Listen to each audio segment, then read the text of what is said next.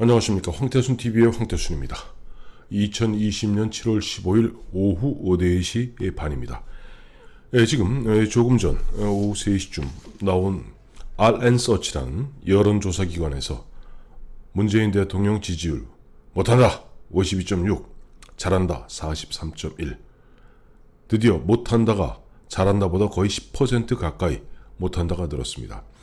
사실 RN서치 7월 1일 흔한 데드크로스라고 그러죠. 지난 7월 1일 잘한다 47.5, 못한다 48.0으로 데드크로스, 못한다가 잘한다를 갖다 앞서기 시작한 이후에 쭉쭉쭉 빠지다가 지난주에 있었던 박원순 전 서울시장의 성추문, 성추행, 성폭행, 그리고 거기에 대해서 계속 피해자를 피해 호소자라고 부르는 그런 파렴치함, 이런 데 대해서 국민들이 강하게 반발하는 것 같습니다. 왜냐하니까 이 여론조사는 이번 주 월요일, 화요일, 그러니까 13, 14 양일간 있었던 겁니다. 그리고 또 마침 보니까 박원순 시장 세상 버리고 난 그 즈음 했을 때 우리 구국의 영웅인 백선엽 장군에 대한 홀대, 이러한 것들이 엎치고 겹치고, 거기에 또 보면 지난 6.17 부동산 대책, 이번에 7월 1일인가 2일날 또 2차 22번째 부동산 대책을 통해서 젊은이는 좌절케 하고 중산층은 옴짝달싹 못하게 하고 중장년 노년층은 집 한 채 있는 것 같고 떼거지로 이른바 세금 날벼락을 맞게 만들어놨으니 국민들이 가만히 있으면 그 국민은 흔한 얘기로 무지랭이 되고 마는 거죠. 국민들은 이럴 때 강하게 이야기해야 되는 겁니다. 네, 그렇습니다. 보니까 좀 구체적으로 얘기해 드리면은 13, 14 양일간 있었고 전주에 비해서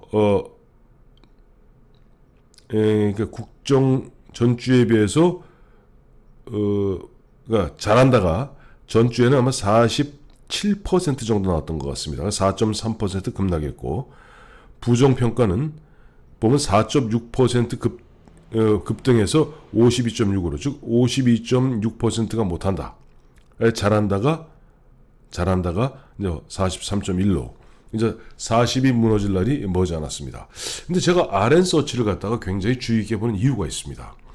RN서치를 운영하고 있는 여론조사 전문가는 옛날 제가 종편할 때 자주 나왔던 김현 소장입니다.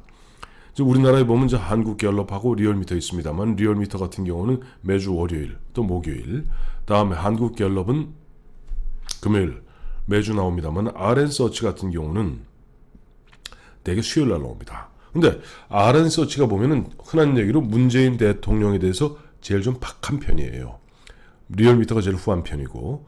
그런데 문제는 뭐냐니까 RN서치가 이른바 선도적 역할을 합니다. RN서치 여론조사가 이렇게 나오면 그 다음 주에 RN서치 여론조사 결과가 거의 그대로 갤럽이나 리얼미터에 반영이 되더라고요.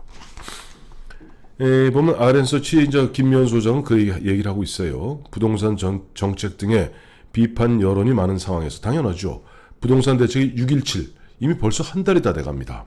한 달 동안 국민들이 그야말로 좌절하고 있지 않습니까? 6.17 부동산 대책 마련해 놓고 그 다음에 기껏 거기 사람들이 허파가 뒤집어진 게 뭡니까?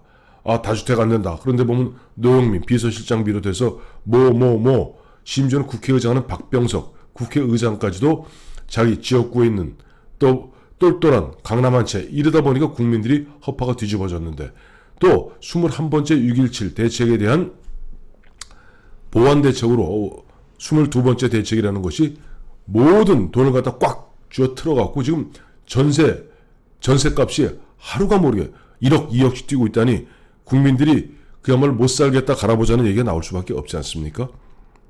거기에다 보니까 지금 국민들 허파 뒤집는 얘기만 하고 있어요.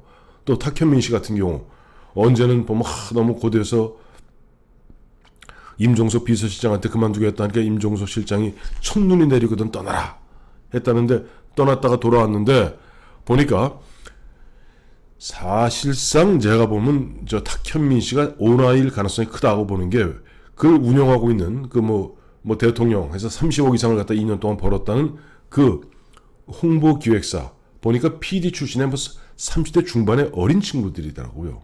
그러니까 이 어린 친구들은 흔한 얘기로 야도일 가능성이 크고 실제 그 오너는 탁현민 씨일 가능성이 큽니다. 이건 한번 나중에 어떠한 형태로든지 반드시 조사와 수사가 이루어질 것 같습니다. 지금 청와대에서는 입국 다물고 아니 뭐 꼭 뭐 대통령 행사는 대기업에 주어야 되는 것이냐? 라는 말 같지 않은 얘기하다 보니까 국민들 허파를 점점 뒤집고 있죠. 자, 그리고 이제 여기서 보니까 확실히 이제 느껴지네요. 이 긍정평가가 팍팍 떨어진 데가 40대, 50대가 좀 많이 떨어지고 60대 이상에서는 완전히 9% 이상, 9%포인트 이상 급락했습니다. 자, 근데 저는 문재인 대통령 이 지지율이 이 추락이 여기서 그칠 것 같지 않습니다. 왜냐하니까 자 보세요. 지금 박원순 시장 문제가 일파만파입니다. 추미애 법무장관은 아니 이 지경에 갑자기 왜 여성 법무장관 이야기하면서 사람들 염장을 지릅니까? 거기다 뭐 이른바 여성계 대모라는 남윤순이죠. 남윤순 의원조차도 그 피해자 A 양을 갖다가 피해 호소인이라고 부르고 있습니다. 자, 여기서 끝나는 게 아닙니다. 지금 이번에 문재인 대통령 북한에 어떻게 보면 코드를 맞추기 위해서 그런지 모르겠습니다만은 이인영 통일부 장관, 박지원 국가정보원장 후보자를 지명했습니다. 그런데 어제 그저께 북한에서 드디어 본색을 드러냈습니다. 이인영과 임종석 같은 사람들이 정말 우리 민족끼리를 위해서 참 애를 많이 쓰고 있다. 기대가 크다.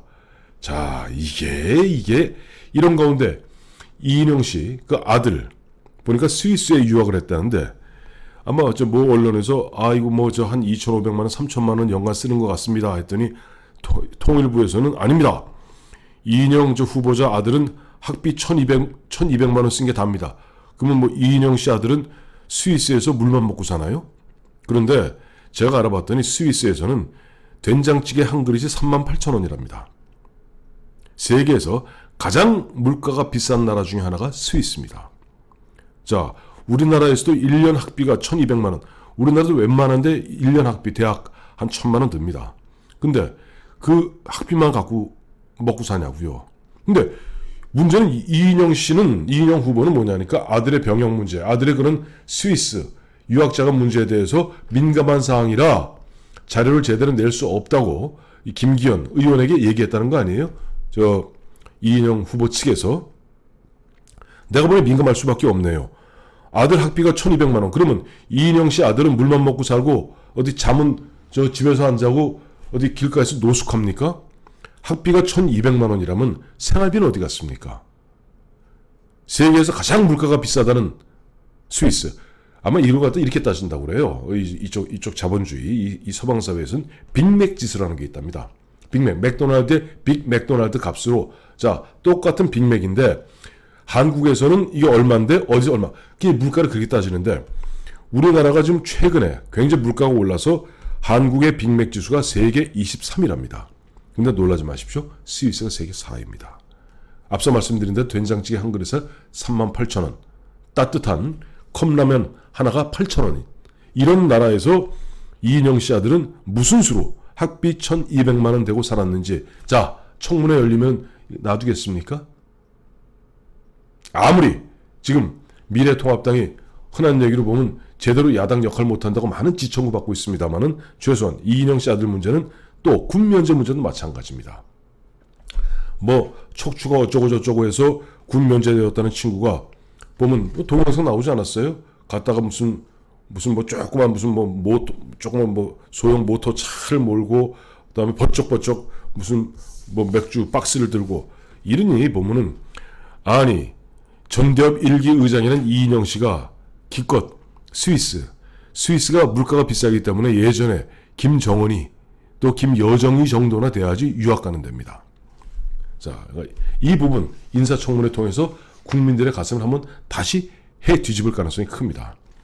거기에다가 지금 잠시 후 5시가 되면 조갑재 대표가 운영하고 있는 조갑재 TV에서 아마 김은성 전 국정원 차장이 김대중 정부의 청와대 지시로 육괴은행에 3천억 원을 조성했다라는 부분에 대해서 등등등 이야기를 갖다 할 것 같습니다.